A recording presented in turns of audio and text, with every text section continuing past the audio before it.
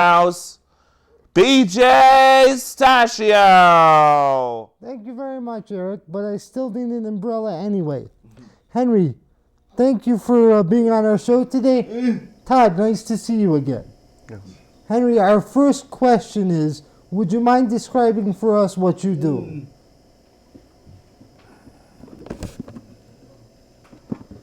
Take your time. I am a motivational speaker and self-advocate for people with disabilities. I have created a 30-minute speech and PowerPoint presentation that I show to my audience to tell them about my story, the Henry Wesley story. My story explains about living a lifetime with multiple disabilities and where I have been, where I am now, and where I want to go in the future. I describe my experiences that I had while living at Willowbrook, New York State's mental institution, where I lived for 23 years of my life. I also talk about the achievements that I have made and encourage others to reach for their dreams and become advocates of their future. Thank you very much. Our second question is, why did you decide to start speaking to people? I started speaking to people because I felt that I had a unique and compelling story that I wanted to share with people that were willing to listen and to educate the community that may not be aware of the challenges we face in our daily lives. I think it is important for those of us with disabilities who can communicate to express our feelings as well as advocate for ourselves and others who are unable to speak for themselves. I also wanted my voice to be heard. I first started my motivational speaking through the self-advocacy program AmeriCare. Then in October 2010, I was the first consumer at the Resource Center in Chautauqua County to be selected to participate in a pilot program through People Incorporated of Buffalo that allows me to choose the types of services that I will see, and I wanted to make others aware of the types of choices that I am able to make for myself.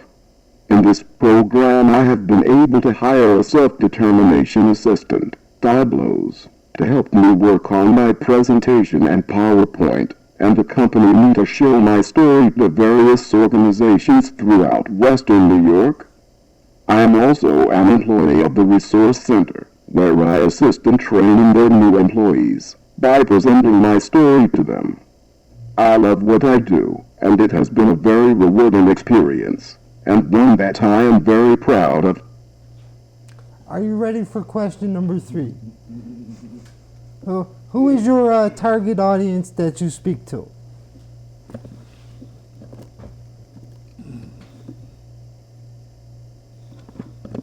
My audiences consist of new hire employees in training for the Resource Center, self-advocacy groups, local organizations such as the Rotary Club and Lions Club, college students in a variety of different classes, and anyone else that would be interested in listening to my story. I want my voice to be heard. My audiences consist of new hire employees in training for the Resource Center, self-advocacy groups, local organizations such as the Rotary Club and Lions Club, college students. What topics do you cover? Question number 4. What topics do you cover? I talk about the horrible experiences that I suffered while I was institutionalized at Willowbrook, like the conditions and the mistreatment of its residents. Then I review a brief history of how people with disabilities used to live before modern times. Next, I discuss the important legislation that has been developed in the last few decades, followed by a summary of where I have been and my achievements since leaving Willowbrook. My conclusion talks about my dreams and plans for the future. Question number 5. Where are some of the locations that you present? I am employed through the Resource Center and present to their new employees at their training center a couple of times a month. I have spoken to several self-advocacy groups throughout Western New York. usually speak to students at the Jamestown Community College a few times a year. I also solicit local clubs and organizations, and present those who invite me to be their guest speaker. I have my own business cards that I hand out after my presentations that have my email address on them, and I am frequently contacted by people who have seen my presentation, who are interested in having me present to other groups that they are involved in. Question number 6. Why do you feel it's important to tell of your time at Willowbrook? My most important childhood memory that I have is when I got my first wheelchair while I was institutionalized at Willow. Number 6. Yeah, that was number 6. My most important childhood memory that I have is when I got my first wheelchair while I was institutionalized at Willowbrook. Okay, you want to repeat the question? Yeah, I probably messed up a little bit because some days I can't count, What is your important memory from your childhood? You were right, I was wrong. Sorry about that.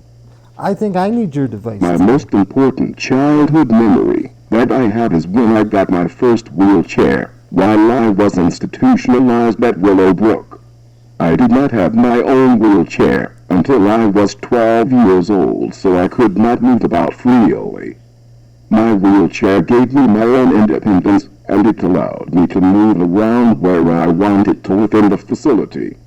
Before I had my own wheelchair, I had to rely on staff at Willowbrook to transport me to where I had to go. After I received my wheelchair, I was able to go where I wanted to, which enabled me to make more of my own decisions and be as independent as possible. This memory is one that changed my life, and one that I will never forget.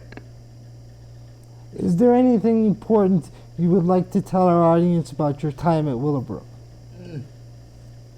That's question 7. The main reason I started doing presentations was to tell my story about being institutionalized at Willowbrook and what I experienced there so that I could educate people on the conditions at Willowbrook to prevent anyone from having to live like that again. I was dropped off at the doors of Willowbrook when I was 3 years old and lived there for the next 23 years of my life. While living there, I was mentally and physically abused, put in a straitjacket for no reason, and beaten numerous times. I was also used in experiments against my will. It was a very horrible place to live. The patient-to-staff ratio was 50-1, so there was no possible way for them to provide quality of care.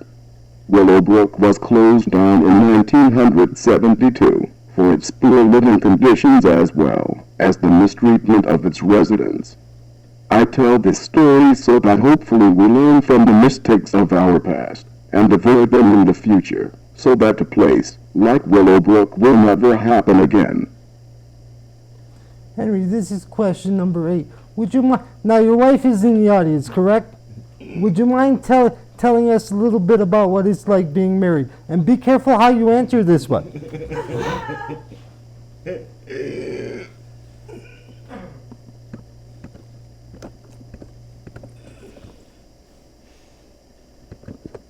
I have been married for 17 years. When my wife and I decided to get married, we encountered legal issues and had to have our house staff accompany us to City Hall so we could fight for our rights to get married. We were finally married on November 5th, 1994, so we have been married a wonderful 17 years. I love being married to my wife, Jean. We have a lot of fun together and enjoy each other's company.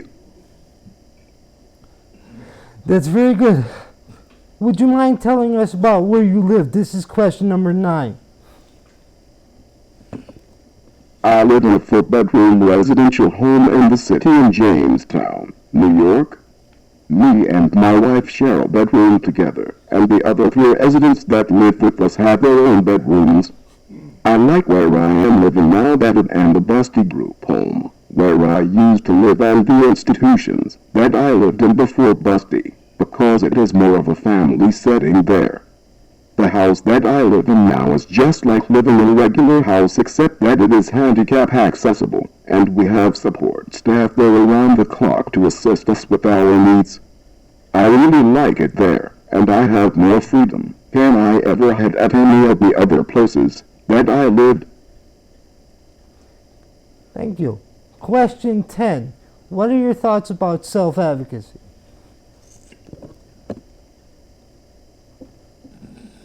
The AmeriCorps program was a great program, and I was very sad when I heard that it was going to be ending. This program was where I first started to advocate by presenting to groups about issues that I have encountered living with disabilities and my experiences at Willowbrook. I worked with 2 other participants in the program who were also involved in advocating to audiences about challenges and aspects that we believed needed to be addressed and changes that could be made so that we could live more independently. I am hoping that someday in the future that the AmeriCorps program can be reestablished or another program can be developed that could take its place. Now the ultimate question, question number 11. How has speaking changed your life? I have been able to do a lot of traveling throughout New York State and meet many interesting people that I have presented to.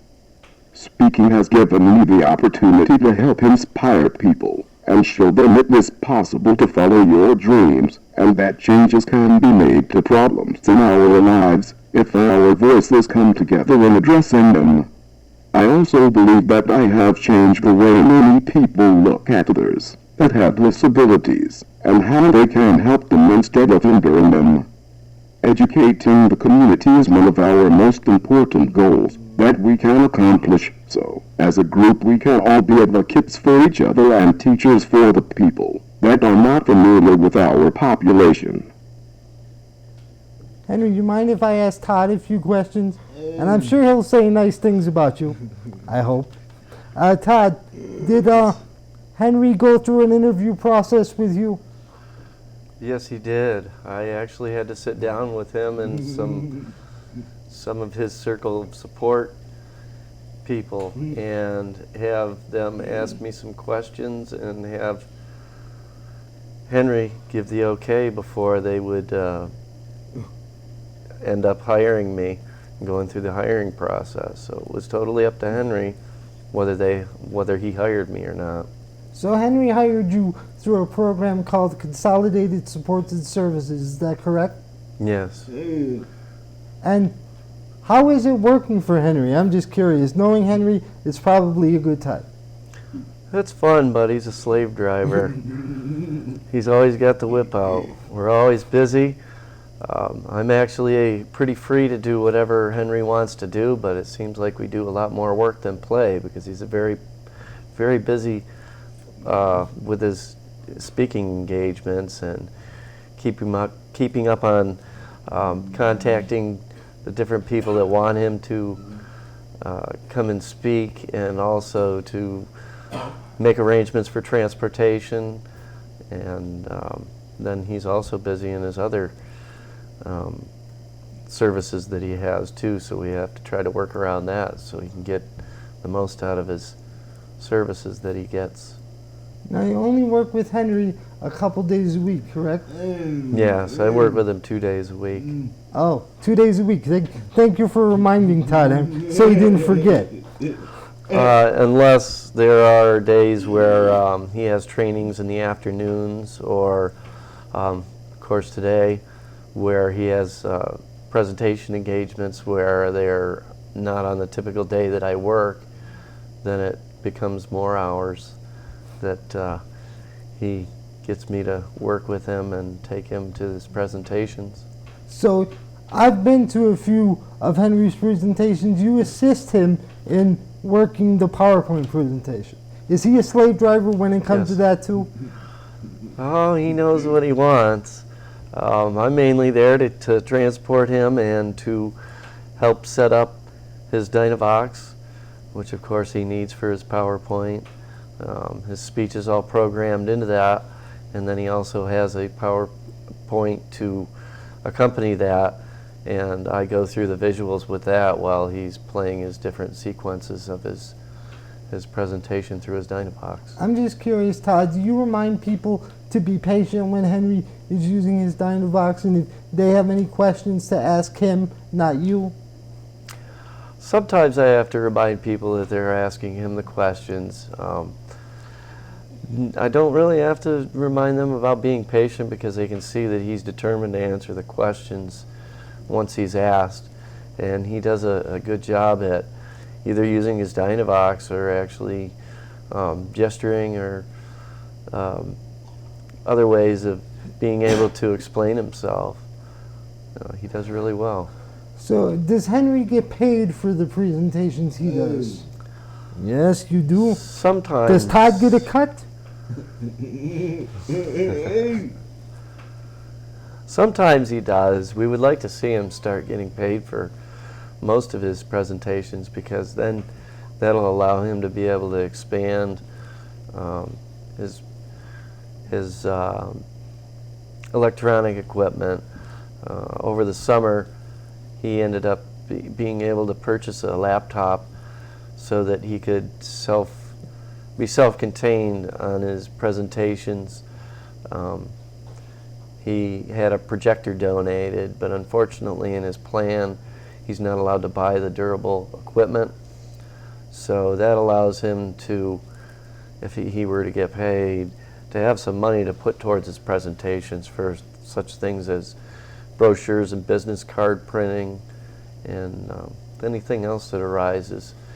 He's got a lot of equipment that we take. He's totally portable, but of course there's always upgrades that you can be making and maintenance on equipment. So we'd like to see him be able to maybe start making some money at this. Well, you just got a good great. infomercial plug. How long does it take for Todd? How long does it take for you to set up his PowerPoint presentation? And I hope Henry is patient with you, because I've seen him put the whip down, as you said. Oh, usually 10 or 15 minutes. We've got it pretty down pat now, depending on the environment that we have to set up in. A lot of facilities now have their own overhead that we just need a flash drive to put into the computer and he's all set to go. And other times we've even taken his laptop and hooked it up to a projector. We actually did one at a camp where we did it outside, and this was before. Now he's got a screen that we just purchased. We had to make a makeshift screen up just so he could show his PowerPoint to a boys and girls group out there. And what's it like for you, Todd, when there are technical glitches when Henry does his presentations? Well, then I'm in the hot seat. Everybody's looking at me. Usually they're looking at Henry, but when the problems come up with the equipment, then I'm in trouble.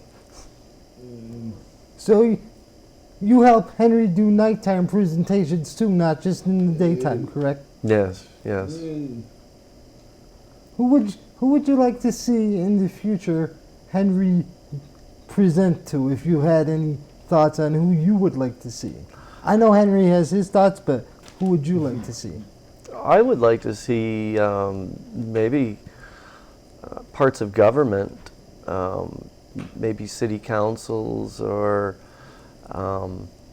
legislatures, just to give them an idea of what he went through and what his plans are for in the future. I still think it's an amazing story, even though I've heard it so many times. I still have to sit back and realize what he has actually been through and what he's achieved. Being that I've personally heard Henry's story so many times, I hear different things all the time, and I want to tell you, Henry, you inspire me as well. And so you spend a Is there anything else you do for Henry other than setting up his presentations? Oh, we do a lot of work in his house, corresponding to people that email him for presentation engagements, and also just the people that respond to his blog and different emails that he gets to keep him up on the social scene. We work on his presentation to try to keep it updated, add new pictures in that. And we also, I take him out in the community and help him with if there's a purchase that he may need that will help us with a presentation. Maybe it's some type of equipment or something, a new bag or different things like that. I'm able to take him out so that he doesn't have to rely on staff to help him do that. I'm really his personal assistant and try to do anything I can to help him with the needs that he has in doing his presentation. How often do you guys update Henry's presentation? Because I've seen some new pictures recently, Henry. We try to keep as updated as possible. It's tough because with me helping him, I don't get a chance to really take any pictures of what we're doing. As far as when we're doing the presentations, a lot of places do and email him pictures of when he's been presenting so that we can add them to his PowerPoint. Try to keep it as fresh as possible. So, if anybody is watching, Henry needs a photographer, right, Henry? Yes, that would be nice. And Henry's also working on a book, I hear.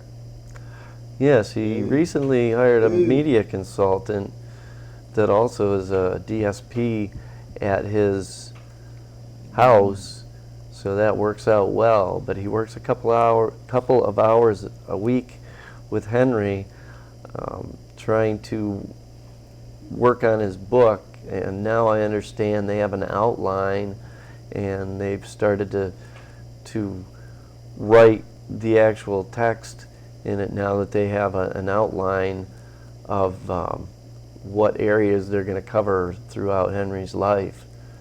So they're starting to work on that now, and it sounds like they're really making some progress. So hopefully soon in the future he'll be an author too. And I want a free book when that comes out, and autograph, please. Thank you. So if you think you'll have a spot in Henry's book, Todd? I don't know. I'm hoping to.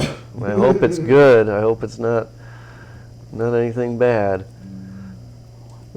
When people find out that Henry's married, what kind of reaction do you get? I'm sure they ask you questions before they ask Henry. At least I've had that happen to me Sometimes. quite a few times.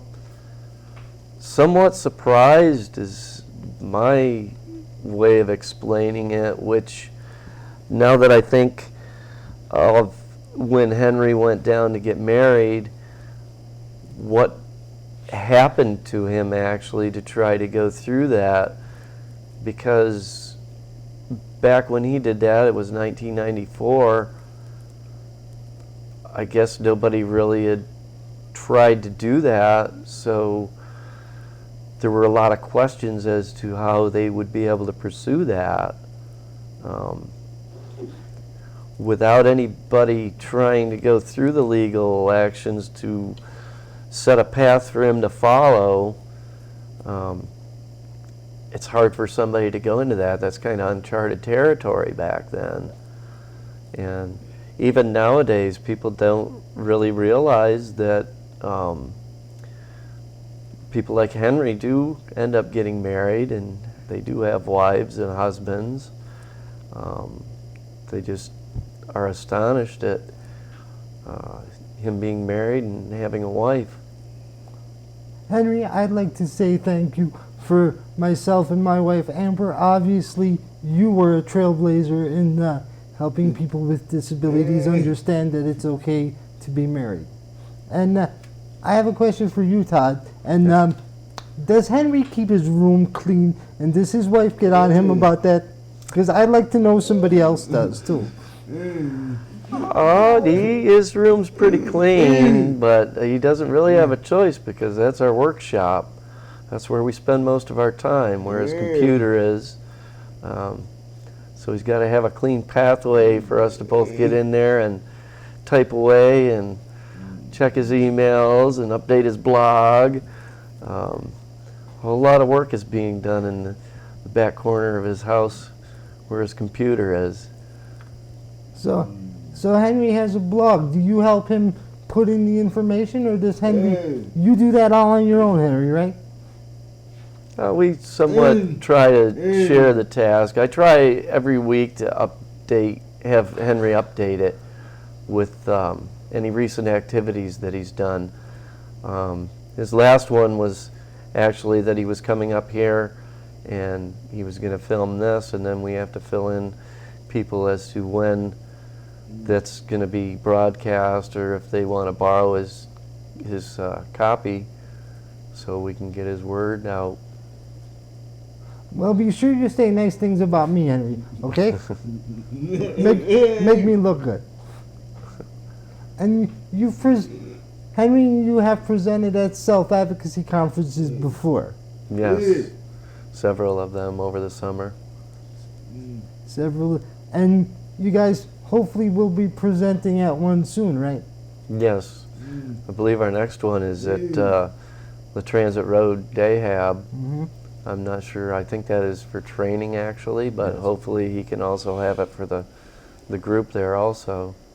As we close up the show, I would like you to give Henry's information about his blog and his website, if you would. Sure. The best way to get a hold of him is, of course, through his email address, which is trchenry@hotmail.com. His web blog is on WebPress. I'm not all into this new stuff, but so I don't exactly know. As our audience can see, it's right in front of Henry. Be sure you write it down. And I'd like to thank you and Todd for being on the show today.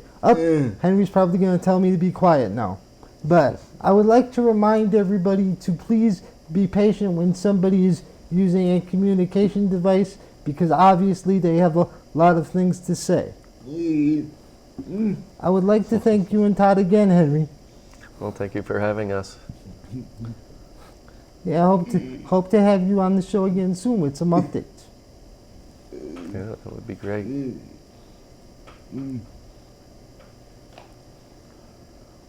Thank you for watching Self-Advocacy in Action. This is Eric Bazan speaking for Self-Advocacy in Action, a Western Region self-advocacy production.